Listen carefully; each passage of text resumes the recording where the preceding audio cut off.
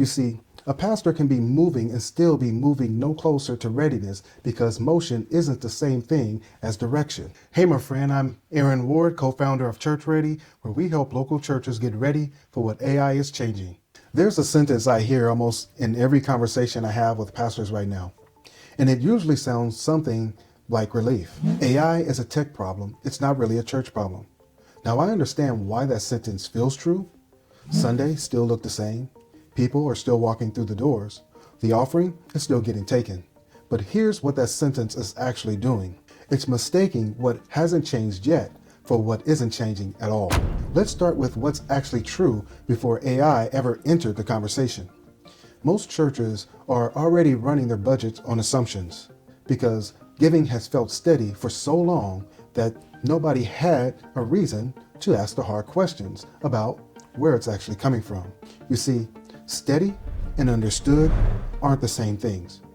A church can feel financially fine and still have no real picture of how concentrated that giving actually is, how many households it depends on, or what happens if even a handful of those households lose income at the same time. Here's the part most leaders miss, and it's worth slowing down on. Giving is what's called a lagging indicator. When a household loses income, giving is almost never the first thing that changes. People draw down savings first. They cut other spending first. They keep giving for months and sometimes longer because giving is tied to identity and faith commitment in a way other spending isn't. That sounds like good news, but it actually isn't. It means your giving totals look completely healthy for about half the year, while actually the financial condition of your giving households has already changed underneath you. By the time it shows up in the offering, the exposure didn't just start. It's been there the whole time, quietly working its way to the surface. That's the flame that's already burning before we even talk about AI. Now, here's the first mistake: reading a steady number today as proof that tomorrow is safe, when steady is often the last thing to move, not the first. Now, before we go any further, let's name what AI is actually doing to that picture. AI isn't just arriving in your church, it's arriving in your congregation's paychecks.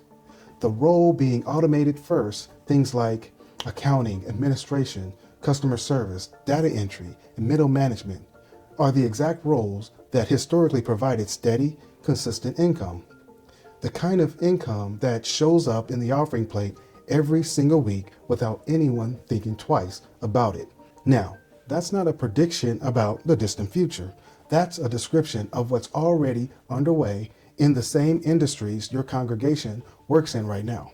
Now, the church's mission doesn't change because of AI, but the infrastructure that sustains that mission may need to. If you've never considered how AI disruptions will impact your congregation and church's budget, the Church Readiness Assessment is the right next step. It only takes 10 minutes, and there's a link in the description. Now, here's the question we should ask next. If a pastor already knows all of this, why doesn't it change anything? That's the second mistake. Gathering the knowledge and never letting it become a decision. I talk to leaders who can explain AI disruptions in detail. They've read all of the articles. They could even give you a reasonably accurate summary of what's coming. And then they go back to building the next year's budget exactly the way they built it last year. Here's why that happens. There's a real difference between knowing a trend and knowing your exposure to it. A pastor can know in general terms that AI is automating accounting roles and administrative roles across the country. That's trend knowledge. It's true, and it's almost completely useless on its own because it was never actually about this church. Trend knowledge stays abstract because it doesn't have a face. Exposure knowledge has a face. It's like knowing how many accountants, claims adjusters, and administrative staff are actually sitting in the pews right now. It looks like knowing which 2 or 3 households, if their income changed at the same time, would put real pressure and exposure on your budget. That's the knowledge that actually moves a leader because it's no longer a story about the economy. It's a story about Tuesday's staff meeting and Sunday's offering, with real names attached. It's worth noting that knowledge was never the first line. Knowledge that doesn't reach a decision isn't stewardship. It's just awareness with nowhere to go. And awareness without a face tends to stay awareness. It rarely becomes a decision on its own.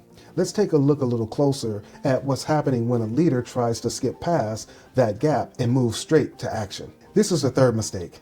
And this is the one we see here at ChurchReady that does the most damage, because it looks like leadership. A pastor finally feels the weight of that first two mistakes and decide to do something about it. Here's the problem. Doing something isn't the same as doing something right. And this is the mistake that actually costs the most, more than the other two combined. And here's why. The first mistake costs you time. You spend months reading a steady number as proof of safety when the exposure was really building underneath it. The second mistake costs you readiness. You knew the trend, but it never became a decision, so nothing actually changed. Those are real costs, but they're costs of delay. Nothing was spent. Nothing has to be undone. The third mistake is different, and it's worth slowing down on this one as well. And here's why. Think about how this usually plays out. A pastor senses the pressure, knows something needs to change, and go ahead and looks for the answer. They go to a conference. They buy the resources everyone's talking about. They bring in a consultant or a system to resolve church problems in general. And here's what almost nobody stops to ask in that moment. Was this built for our church? Was it built for a church like mine and not just churches in general? Does it speak to my specific context? A conference can teach you the general shape of the problem. It can't sit down with your actual books and show you where your church is exposed. A resource built for churches in general can hand you a framework that's true for most churches and still miss the one thing that's actually true about yours. You walk away with real knowledge applied to the wrong target, and you spend real money and real time getting there.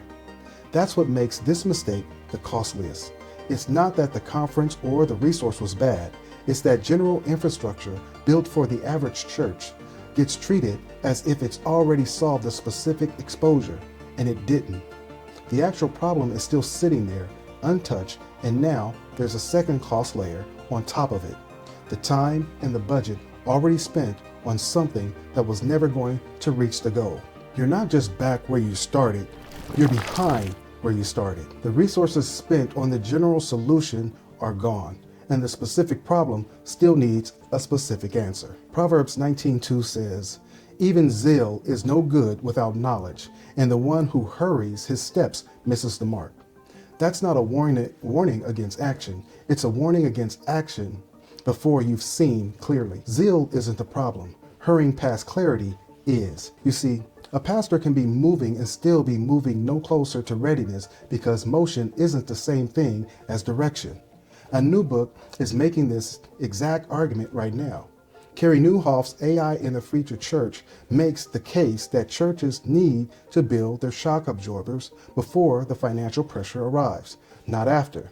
And he's right. And that margin is what absorbs the shock instead of passing the full force of it straight through to the mission. A church with no reserves, no diversified income, and no real picture of its exposure doesn't just feel the pressure when the shock arrives, it feels all of it immediately with nothing in between. Now, here's where I push that thinking one step further. A shock absorber that never's been tested doesn't actually tell you anything. You can have reserves on paper and still not know if they're sized for the specific shape of exposure your church actually carries. The strength of a shock absorber isn't proven by the fact that it exists. It's proven by whether it was built for the actual weight it ends up bearing. But here's what a book can't do for you. A book can tell you that shock absorbers matter. It can't tell you where yours are thin. It can name the shift happening across the broader culture. It can't measure your specific church, your specific giving concentration, your specific exposure. The gap between knowing that the shift is real and knowing where your church actually stands, that's the third mistake closing in on you if you don't address it directly. Clarity before action isn't a slogan. It's the difference between a church that's actually ready and a church that feels ready right up until the moment it finds out it's not. This is the reality pastors and church leaders are facing right now. If you are ready to get clarity and real clarity on your church's exposure. You don't have to wait. Simply take the official AI in the Future Church Readiness Assessment. There's a link in the description. It gives you the data you need to step forward with absolute clarity. Until next time, lead well, steward wisely, and trust deeply. The church's mission doesn't change because of AI, but the infrastructure that sustains that mission has to. If you have never considered how AI disruptions will impact your congregation and church budget, the AI and the Future Church Readiness Assessment is the right next step. It only takes 10 minutes. There is a link in the description.